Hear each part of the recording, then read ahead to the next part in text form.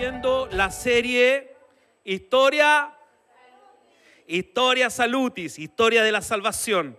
Una seriaza que no va a ser, porque ya estamos sobre eso, bastante larga, porque estamos viendo la cruz de Cristo en diferentes lugares y estamos recién en el Antiguo Testamento. Yo ahora voy a seguir hablando del desierto, y en el desierto Dios instala su tabernáculo. Y cuando instaura su tabernáculo, se produce un orden maravilloso en el altar, en la adoración. Y esta adoración tiene como principio, escúchelo bien, el altar de bronce. Y este mensaje se llama el altar de bronce. Diga conmigo, el altar de bronce. Aleluya. Para introducir el mensaje le voy a contar que en la antigüedad un altar era un lugar elevado o alto. Al principio era un cúmulo de tierra o piedras, o bien se usaba una tabla colocada sobre algunas gradas, pero siempre estaba en un lugar alto donde ahí se depositaban ofrendas a divinidades, a celebridades, etcétera, etcétera, etcétera. En el mundo clásico, en el mundo greco-romano, de donde nace nuestra cultura, ¿cierto? En los primeros siglos, los altares o aras se usaban para sacrificios de sangre, ofrendas de sangre y libación con vino. Y existían altares públicos, es decir, en templos, en plazas, incluso en campamentos militares. Ustedes saben que los romanos eran grandes estrategas y también los griegos. Y también existían altares privados o domésticos que estaban en las casas de familias para presentar su devoción, ¿cierto?, a ciertas divinidades, a ciertos dioses. Ellos eran politeístas, etcétera, etcétera. Y también eran frecuentes estas aras o altares votivos dedicadas a algún dios en consideración a un beneficio recibido. Es decir, el altar que existía hasta todo el tiempo antiguo era una suerte de pago o transacción con la divinidad. Algo que es muy delicado, porque a veces lo que nosotros tenemos por ofrenda, ¿verdad? No fue transmitida la ofrenda, pero quiero que usted sepa que está viendo esta transmisión, que en esta iglesia de sí, la gente diezma, porque lo dice claramente la Biblia en el Nuevo Testamento, Hebreos capítulo 7, y sí, la gente ofrenda, amén.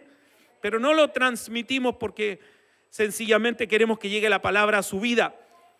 Pero hay algunos que ofrendan o diezman como una transacción o un negocio con Dios. Y se parece a este concepto de estos altares de la antigüedad. Pero vamos a las Sagradas Escrituras. Ahí encontramos que los hombres de Dios edificaron altares delante de la presencia del Señor. En la palabra de Dios encontramos la primera mención de un altar cuando Noé salió del arca después que bajaron. Ahí se habla de un altar. Ahí se menciona directamente un altar. Ya no estamos hablando de un sacrificio, estamos hablando de un altar. Algo que está más alto, si la palabra lo dice.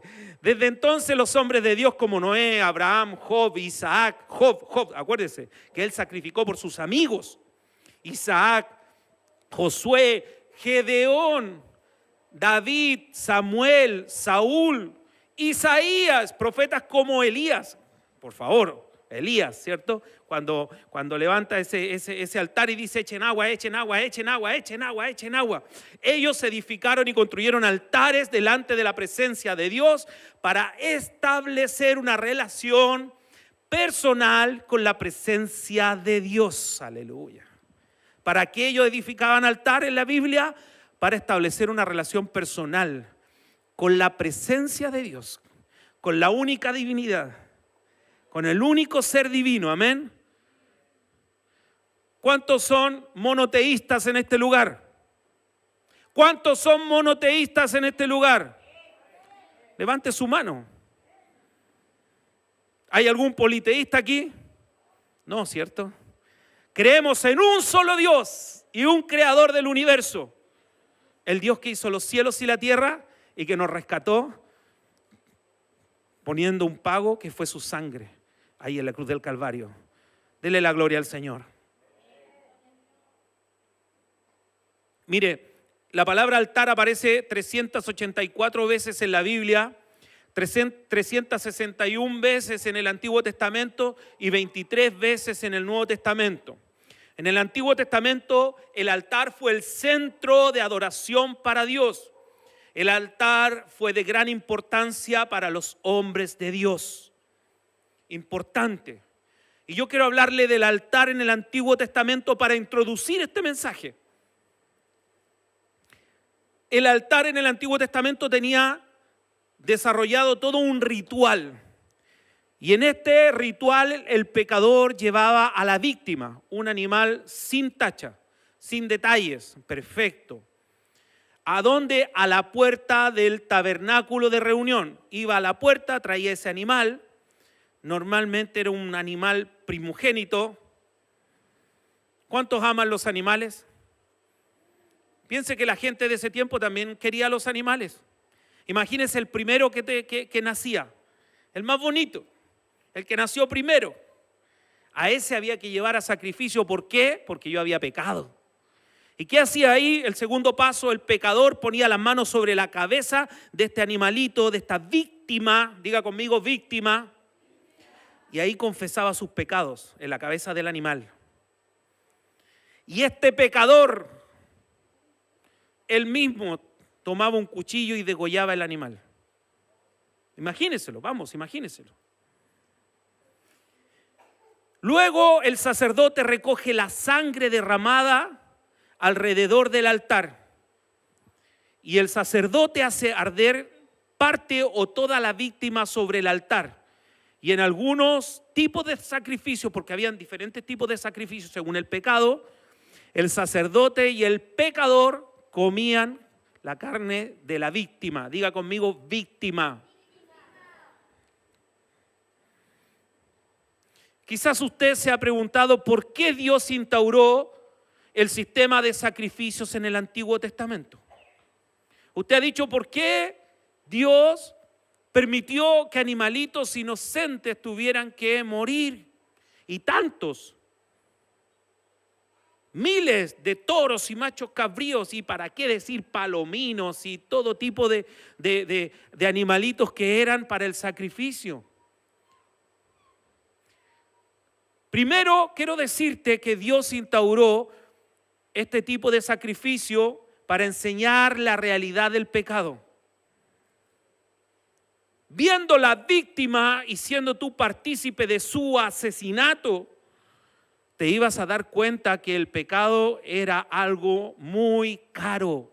El pecado se paga muy caro.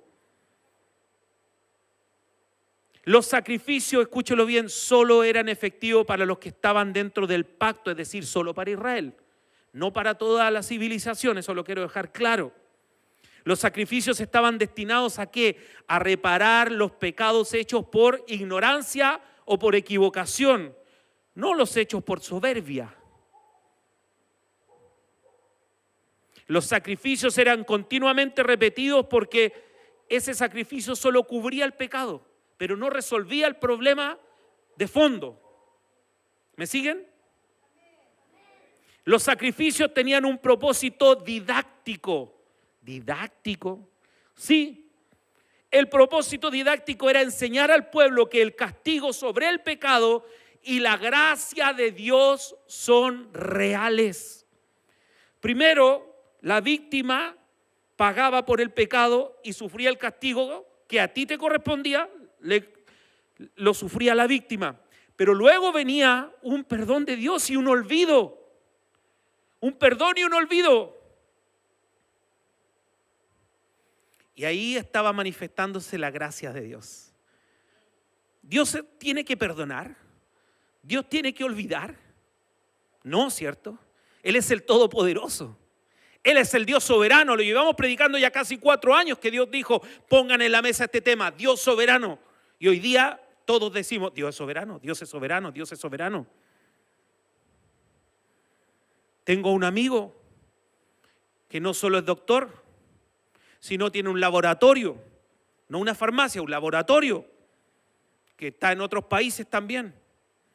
Obviamente tiene una situación económica hermosa, acomodada, Tiene una radio, no una radio, varias radios. Incluso una de ellas se llama Radio Salud, la Radio Amor, donde nosotros tenemos nuestro programa.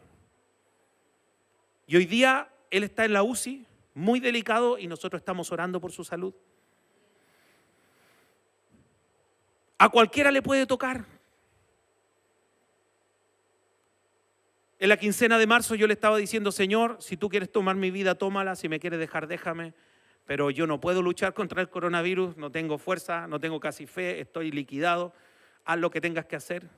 Y no sé cuántos días pasaron, cerca de 7 días, y volví. Y estaba, y no me había ido, gloria a Dios por eso. Quiero que mi amigo Leopoldo Moreno pueda ser levantado de ahí. Clamo al Señor con toda mi fuerza para que Dios haga el milagro. Amén. Bendito sea el Señor. Dios es soberano, diga conmigo. La gracia de Dios es real. Más fuerte, diga: la gracia de Dios es real. Yo soy un producto de la gracia de Dios. No merezco nada de Él. Y Él me lo ha dado todo. Gracias, Señor. Denle un aplauso.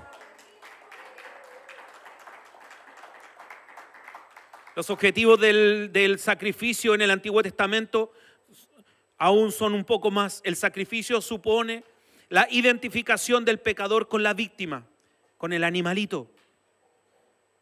Podía ser un animalote, un buey, un tremendo animal.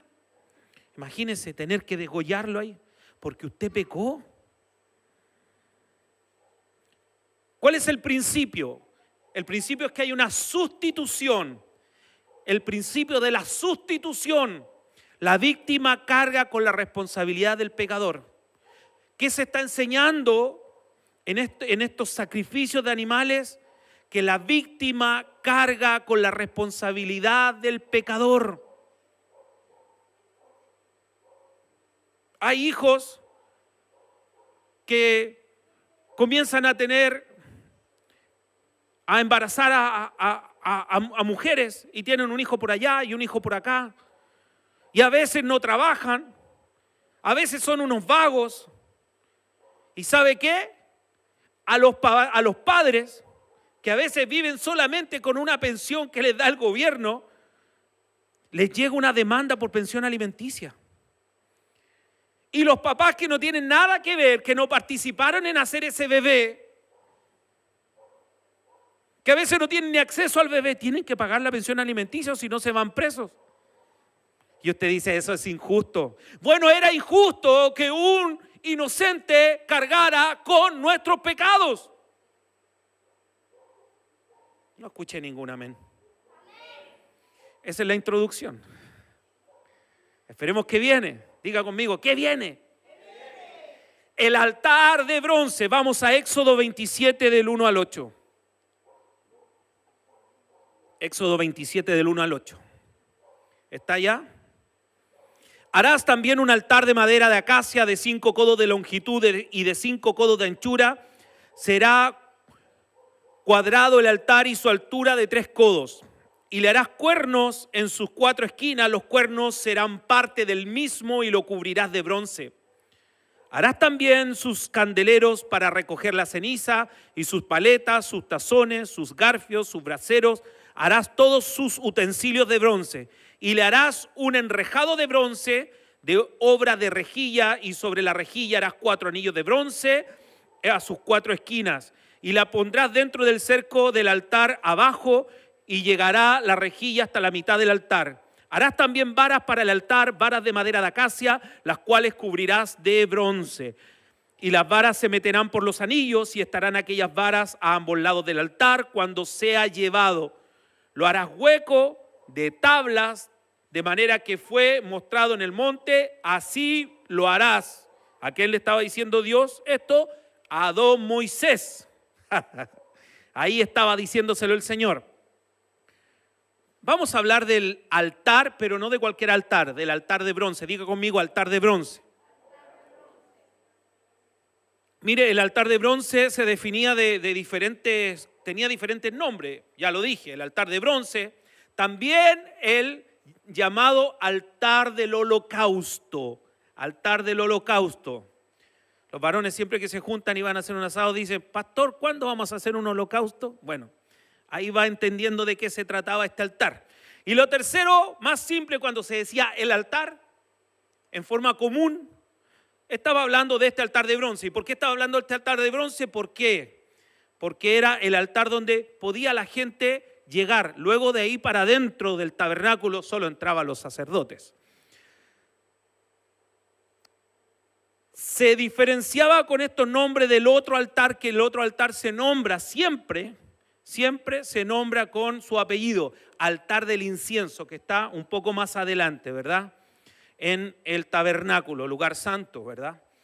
Sus dimensiones, para que nosotros saquemos la cuenta, eran de 2,5 metros por 2,5 metros y 1,5 metros de fondo. ¿Sabe qué? Lo voy a decir. Dije, no lo digo, pero lo quiero decir. Estas medidas exactas tienen una piscina pequeña que está al lado de la piscina de nuestra casa. Exactamente estas medidas, y me impresionó. 2,5 por 2,5 y 1,5 de fondo. Bendito sea el Señor. Usted no me va a entender, no importa, pero yo le doy gracias al Señor porque no sé cómo llegué a esas medidas, pero cuando estaba en este estudio me di cuenta que estaba ahí. Pero es hermoso porque esa más chica se puede calentar y cuando en algún minuto necesitamos hacer bautismo, podemos ir allá, ¿verdad? Calentamos un poquito el agua para los venezolanos que son más friolentos, ¿verdad? Ahí pueden meterse en el agua más calentita. Pero si usted va a ir a mi casa, va a decir, de este tamaño era el altar del sacrificio. Sí, de ese tamaño. Usted lo va a mirar y decir, exactamente ese tamaño. Mire, debía estar colocado sobre el suelo, a ras de piso, sin gradas. Yo estoy en este minuto en un altar. ¿Por qué estoy en un altar? No sé si me puede mostrar el plano general, por favor. No se alcanza a ver. Se ve, ¿cierto? Tendrían que la cámara central picarla un poquito, porque quiero que rápidamente, por favor, un camarógrafo lo pique. ¿Qué significa picarlo? Así dejarlo más en picada. Para que veamos de qué se trata el altar. ¿Sí? ¿Estamos? Eso. Si usted se fija aquí, hay una altura. Yo estoy a 50 centímetros del piso. Bueno, el altar de bronce no podía estar sobre una altura, tenía que estar a ras de piso, a ras del suelo, como yo estoy ahora. No podía estar en la altura que yo estoy ahora. Amén. Pastor, entonces usted va a tener que hacer el altar en el suelo. No, eso era para el Antiguo Testamento. Esto no es un altar, esto es un escenario. No confundamos las cosas. Amén. Éxodo 20:26 dice, no subirás por grada a mi altar, para que tu desnudez no se descubra junto a él. Dos cosas importantes. El altar, cuando era hecho por las culturas antiguas, tenía gradas, escaleras. Usted lo más probable que lo haya visto. Muchas gradas. En México, las pirámides que se llaman así normalmente se usaban como lugar de sacrificio y son llenos de escaleras, Chichén Itzá y otros más, ¿verdad? Y ahí uno puede ver de qué estamos hablando. Pero Dios dijo a ras de piso. Pero si es Dios en la divinidad máxima, hagamos lo más alto posible el altar. No, Dios dice a ras de piso. Pero tenía un objetivo. Recuerde que no se usaban pantalones como los que yo tengo puestos. Entonces, si la persona comenzaba a subir las escaleras y había otro abajo, le iba a ver su desnudez. Y ahí lo dice claramente. Algunos también dicen que era para diferenciarse de los altares paganos, pero eso es una conjetura. Yo pienso que puede ser, pero la palabra exactamente dice que era para no mostrar su desnudez. Amén. ¿Me va siguiendo, cierto? ¿Cierto? Ya. Era función de los sacerdotes avivar el fuego con leña y que nunca se extinguiera. En este altar, en Levítico 6:13, dice así, en Levítico 6:13, ahí está, el fuego arderá continuamente en el altar, no se apagará. Decíamos recién que el altar debía ser colocado a ras de suelo y luego debía tener un fuego continuo. Y vamos a ir al punto número 1. Primeramente, la ubicación del altar. ¿Por qué yo estoy describiendo el altar? Porque yo quiero que usted se imagine, que se vaya con su imaginación, ¿verdad? Si ahí los personajes de audiovisual pueden buscar alguna imagen del altar de bronce o altar de sacrificio y la ponen en la pantalla, sería extraordinario para que usted se vaya imaginando más fácil lo que estoy explicando. Pero quiero hablar primeramente de la ubicación del altar. Mire, la ubicación del altar tenía una función única y simple. Era el lugar de sacrificio. ¿Se acuerda que venían las personas con el animalito y lo dejaban ahí en la puerta, en el acceso al tabernáculo, en la puerta del atrio? Teníamos el atrio o patio, luego el lugar santo y el lugar santísimo. Y ahí en el patio, en el atrio, estaba el altar de bronce. ¿Por qué era lo primero? Porque antes de avanzar más en el templo, antes de avanzar hacia el lugar santo, el lugar santísimo, lo primero que encontrábamos en el tabernáculo era el altar de bronce. ¿Y por qué era lo primero, pastor? Usted me está diciendo que se entraba y ahí veníamos al altar de bronce.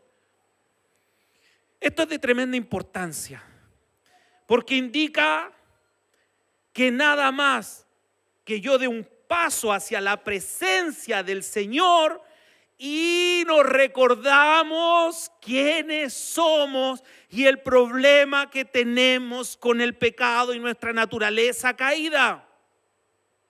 Yo voy hacia la presencia del Señor y lo primero que me doy cuenta y me acuerdo, remember, de mi naturaleza de pecado, del problema que yo tengo con el pecado. Por eso estaba ahí el altar. ¿Vas a ir a la presencia de Dios? ¿Cómo entraste tú hoy día a la reunión? ¿Cómo entraste? ¿Cómo entraste y dijiste, aquí está la presencia del Señor? Dijiste, Señor, aquí está mi vida, perdóname de todos mis pecados, de mis manchas, de mis malos pensamientos, de mis robos. A lo mejor no robé, pero en mi mente quería hacerlo. Miré una mujer para codiciarla, pequé. Perdóname, Señor, límpiame, lávame, purifícame. Silencio. Ese altar también nos proporciona, primero nos recuerda un problema. ¿Cuál es el problema? El pecado, el grave problema. Pero también ese altar nos proporciona la solución. Mira que es hermoso. El Señor es un médico extraordinario. Diga conmigo, médico de los médicos. Y ahí en el altar de bronce es el quirófano del Señor. O mejor dicho, la consulta del Señor. Y tú vienes y te dice, estás enfermo, tienes un problema, pecado. Y tú dices, ¿y qué hago? Como dirían en el Chapulín, ¿y ahora quién podrá defendernos? ¿Y qué hago? Y Cristo aparece con la receta y te dice, yo tengo la solución para ti. Aleluya. Yo tengo la solución para ti. Yo tengo la receta que te va a sacar de tu problema, que es el pecado. Bendito sea el Señor. ¿Cuántos están contentos por eso? Por lo tanto, si no pasamos por este altar, no podemos seguir caminando y dando pasos hacia la presencia del Señor. Esta es una ubicación tan prominente, tan importante, porque es una lección permanente de que antes de cualquier otra cosa hay que solventar el obstáculo del pecado. ¿Cómo se resuelve el problema del pecado? ¿Cómo? El altar de bronce nos recuerda de que en nuestra entrada a Dios, cuando nosotros vamos hacia la presencia del Señor, lo primero es el reconocimiento y expiación de nuestro pecado. Ahí está el altar de bronce. Ahí está. Gracias a la gente de audiovisual. Ahí está el altar de bronce. El altar de bronce nos deja claro que solo el sacrificio de la cruz nos permite el acceso al Padre. De nuevo lo voy a decir, parece que no lo escucharon. El altar de bronce nos deja claro que solo el sacrificio de la cruz nos permite el acceso al Padre. El altar del holocausto, el altar del sacrificio, el altar de bronce representa y es figura y es antitipo de la cruz de Cristo, donde el Señor fue crucificado, donde el Señor fue sacrificado. Estamos descubriendo la cruz de Cristo en el Antiguo Testamento. En esta etapa de la historia salud, o salutis, o la historia de la salvación, estamos descubriendo la cruz en el Antiguo Testamento. Número 1, la posición del altar. Iba a entrar al altar, voy a la presencia de Dios, sí. El pecado no me deja entrar. Y Dios dice, pero si hay un sacrificio, puedes seguir avanzando. Iglesia, hubo un sacrificio. Y el sacrificio es perfecto. El sacrificio es perfecto. Aleluya, me gustó así. Segundo punto, la doble función de la sangre vertida. ¿Se acuerda que había que degollar el animal? Pastor, que está sanguinario hoy día. ¿Sí? Había que degollar el animal. Y esta sangre que se vertía era bifuncional. O tenía dos funciones maravillosas. Usted quizás ha dicho un montón de veces estas palabras y a lo mejor no sabe bien lo que significa. Estas dos funciones eran propiciatoria y expiatoria del pecado. Diga conmigo, propiciación y expiación. Mire, la sangre de la víctima cuando se trataba de una ofrenda por el pecado era derramada en parte del altar y se untaba el resto en los 4 cuernos. Pueden mostrar nuevamente la foto del altar, de los 4 cuernos del mismo, ¿verdad? Ahí se untaba también sangre. Eso sale en Levítico 4:25. Y con su dedo el sacerdote tomará de la sangre de la expiación y la pondrá sobre los cuernos del altar del holocausto y derramará el resto de la sangre al pie del altar del holocausto. ¿Cuál es la idea de esto? Entender estos conceptos, expiación y propiciación. Diga conmigo de nuevo, expiación y propiciación. No es expropiación, eso es otra cosa. Algunos tienen mucho miedo de esa palabra. La palabra expiación, cuando nosotros la analizamos, el prefijo ex significa fuera de, fuera de. Por lo que la expiación tiene que ver con eliminar algo o quitar algo. Pero en términos bíblicos, la palabra expiación tiene que ver con quitar la culpa mediante el pago de una sanción o mediante un sacrificio. ¿Qué hace la expiación? Quita la culpa. Quita esa responsabilidad que tienes sobre el pecado. ¿Tú crees que la sangre de Cristo te quitó la culpa? ¿Y por qué sigues cargando con tanta culpa? ¿Por qué sigues arrastrando el pasado? ¿Y por qué enrostras a otro que el Señor también los limpió con la sangre de Cristo? Y también expió su culpa. Y tú le dices, es que tú eres así, mira lo que me hiciste, acuérdate hace 15 años atrás, acuérdate hace 10 años atrás. Cuidado, cuidado. Comienza a actuar expiatoriamente porque el Dios del cielo ha expiado toda tu culpa. Denle un aplauso al Rey. De verdad, un aplauso de verdad. Eso es expiación. Y la palabra propiciación tiene que ver con el objetivo de la expiación. ¿Para qué se quitó la culpa? ¿Por qué Dios quitó la culpa? Yo siempre le digo a usted, no le diga al Señor, ¿por qué a mí? ¿Por qué a mí? Diga, ¿para qué? ¿Para qué me está pasando esto? ¿Cuál es el objetivo? Wow. Un día una hermana acá en la iglesia, una mujer dura, de carácter, de temple. Hoy día sigue siendo una mujer dura, de carácter, de temple. Hace 3 años atrás, 2 años atrás, Dios me da una profecía. Yo llegaba a temblar, se lo tenía que decir. Dice el Señor que tu corazón de piedra será transformado en un corazón de carne. Su hijo falleció de cáncer con 15 años. Esa mujer dura se desarmó, se desarticuló. Pero ¿sabe qué? De ese corazón, de esa mujer dura, de carácter, Dios levantó una fundación y lleva el nombre de su hijo, Franco Cepeda Lillo. Y hoy día esa fundación está ayudando a los niños de cáncer de la región de Valparaíso. Y esa fundación hace momentos maravillosos a niños que están en una situación, en un escenario terrible. Y ella los entiende desde las entrañas. Bendito sea el nombre del Señor. Yo le decía, Carlita, no es por qué, es para qué. Y hoy día sabemos el para qué.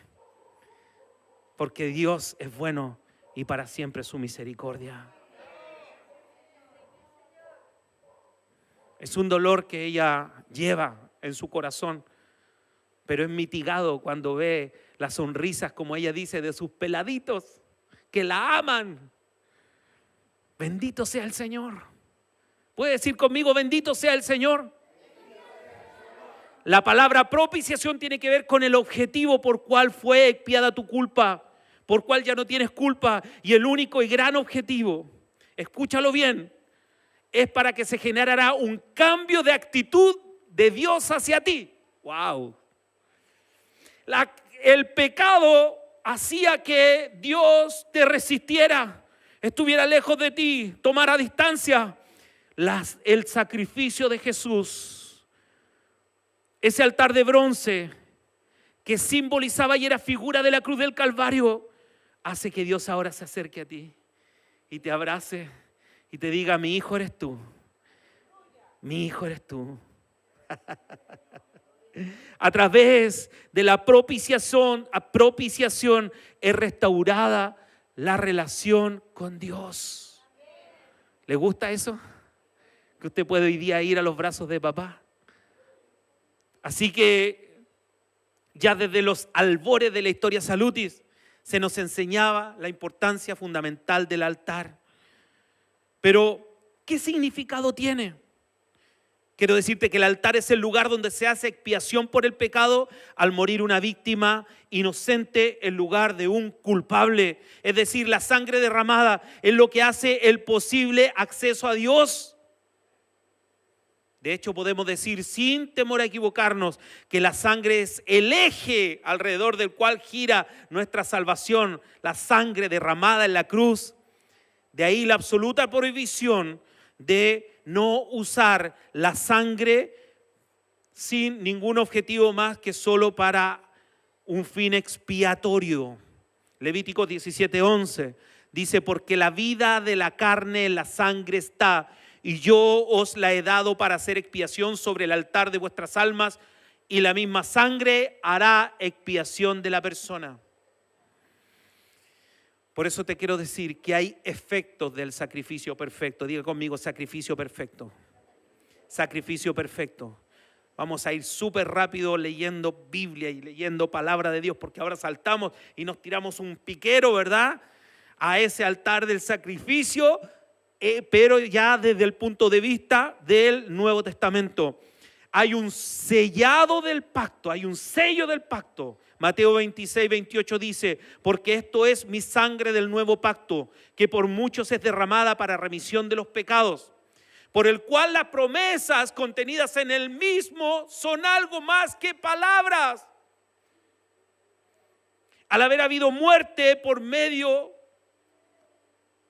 de esa muerte es posible hoy día tener acceso a Dios.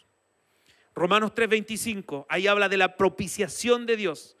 Sé propicio a mí, pecador, decía el himno antiguo, a quien Dios puso como propiciación por medio de la fe en su sangre, para manifestar su justicia a causa de haber pasado por alto en su paciencia los pecados pasados. Si Dios ha pasado por alto los pecados pasados, ¿por qué sigues? ¿Por qué sigues tú mirando tu pecado?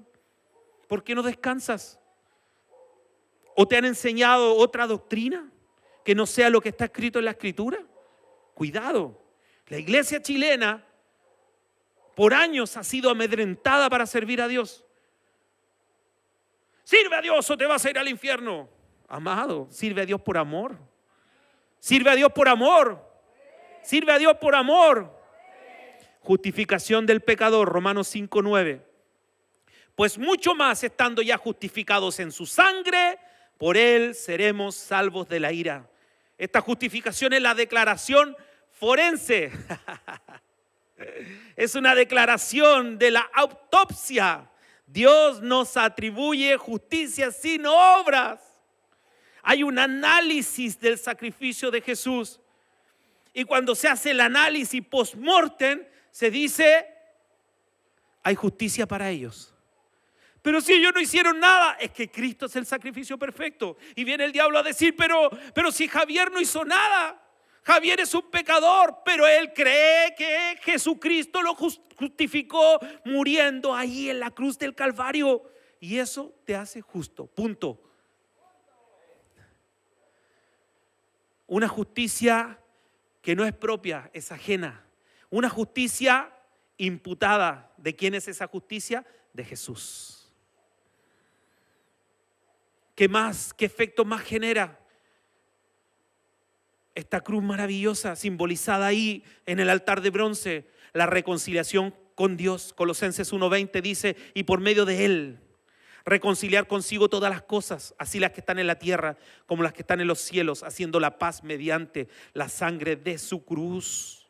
Aleluya. La reconciliación es el acto por el cual nuestra relación rota con Dios es restaurada. Es restaurada. Si nos acercamos a Él, ya no está el obstáculo, porque el sacrificio fue perfecto. Bendito sea el Señor. Otro efecto del altar de bronce, de esa cruz, en la redención del pecado, 1 Pedro 1:18. Sabiendo que fuiste rescatado vuestra vana manera de vivir, la cual recibisteis de vuestros padres, no con cosas corruptibles como oro y plata. Está hablando de redención. ¿Qué significa redención? Gracias. Rescate. Se lo he enseñado un montón de veces. Rescate. Hubo un rescate. Ahí está clarito en la palabra del Señor, 1 de Pedro 1:18. Hubo un rescate, ¿verdad? Que no se pagó con cosas corruptibles como oro ni plata, se pagó con sangre. Tu rescate tuvo un precio de sangre. Por eso que la redención es el precio pagado por todos nuestros pecados. Y el otro efecto es la expiación del pecado. La expiación del pecado, que la culpa ya no está en ti. La expiación es el acto por el cual la culpa del pecado es cancelada al haberse efectuado la reparación de tu vida. Esto produce en ti la santificación produce en el hombre la santificación. El pecador pasa a ser santo. El pecador pasa a ser santo, Hebreos 13:12, por lo cual también Jesús, para santificar al pueblo mediante su propia sangre, padeció fuera de la puerta. ¿Cómo? Padeció fuera de la puerta. ¿Qué hacían con el animalito? Llegaban a la puerta, ponían el animalito ahí, el pecador ponía las manos, confesaba el pecado y lo degollaba. Jesús padeció fuera de la puerta. La santificación es el acto por el cual quedamos nuevamente adoptados.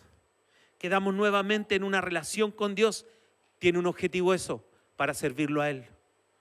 Para servirlo a Él. Diga conmigo, para servirlo solo a Él. Porque el otro efecto es que Dios te ha purificado. Apocalipsis 1:5. y de Jesucristo, el testigo fiel, el primogénito de los muertos y el soberano de los reyes de la tierra, al que nos amó y nos lavó de nuestros pecados con su sangre. No hay mejor detergente, no hay mejor lavalosa, no hay mejor desengrasante que la sangre de Cristo, que te lava y te limpia. La purificación es el acto por el cual somos limpiados de la contaminación que trae el pecado. Y vamos a concluir, amén. Y vamos a concluir. De todo esto deducimos que el altar verdadero no es otra cosa sino la cruz de Cristo. ¿Usted cree eso? El altar verdadero es la cruz de Cristo, en la cual Él ha efectuado de una vez y para siempre y por todos nosotros la reparación. Ha resuelto el problema del pecado que teníamos en nuestra vida. Esto significa que el altar es definitivamente y profundamente ofensivo. ¿Ofensivo? ¿A qué? Al concepto de creerte bueno y de no ser culpable. Pastor, es que usted está hablando a los pecadores y yo no le hago mal a nadie. Yo soy una persona más bien buena. Soy una persona noble, de buenos sentimientos. Mira, aquí está mi papel de antecedentes del registro civil, dice, sin antecedentes. Yo soy una persona que se preocupa de otros. Mire, el altar nos da un mensaje que va en la dirección opuesta a cada uno de nosotros. Somos culpables ante Dios, por lo tanto merecemos juicio. Somos culpables ante Dios, por tanto merecemos juicio. Es decir, que cualquier persona que busque a Dios necesita venir a Cristo. Necesita pasar por el altar de bronce. Necesita pasar por la cruz. Necesita pasar porque por medio de la muerte de Jesús en la cruz recibimos perdón de nuestros pecados. Y esto es así, independientemente del concepto que tú tengas de ti mismo. Independiente del concepto que cualquier persona pueda tener. Todo mérito humano y toda pretensión de inocencia quedan completamente descartadas. En el altar es el lugar, escúchalo bien, donde venimos a interceder. En el altar es el lugar de la humillación. No se olvide nunca de la posición de Daniel. Daniel no hizo guerra espiritual, no se puso a ayunar, no dice eso la Escritura. Dice que Daniel se humilló. ¿Qué hizo Daniel? Se humilló y dispuso su corazón. Eso. El altar es un lugar donde nuestras vidas son transformadas. Póngase de pie. El altar también es un lugar donde rendimos una adoración total a Dios.